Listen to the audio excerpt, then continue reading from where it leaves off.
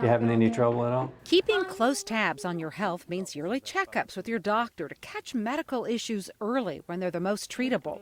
But that's not always easy with family practices overflowing with patients. Absolutely, there's a shortage of primary care doctors, internists, pediatricians, family doctors. All of us are in short supply.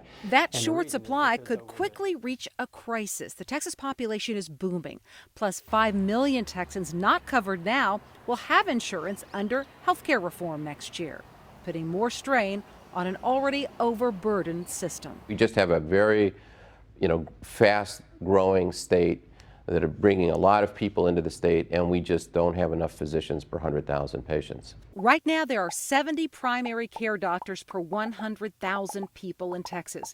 Rural areas of the state are hit the hardest by the lack of doctors. In some of our county hospitals, if you're not sick, you don't have access for a well appointment for a year. I mean, that's just ridiculous because we don't have enough physicians. Attracting medical students to primary care is tough. Some shy away from general medicine because they rack up so much debt during their education, on average $150,000.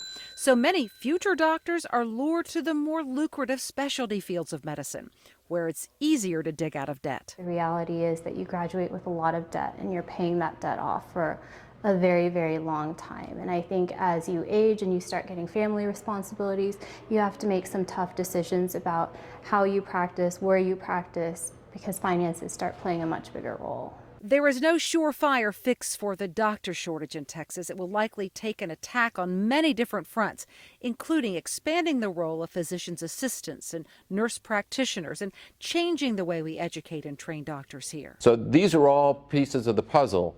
Changing the workforce, the makeup of the workforce, how we provide primary care, incenting people to go into primary care, loan forgiveness. These are all things that I think will help us get ahead and provide the level of care that the state deserves.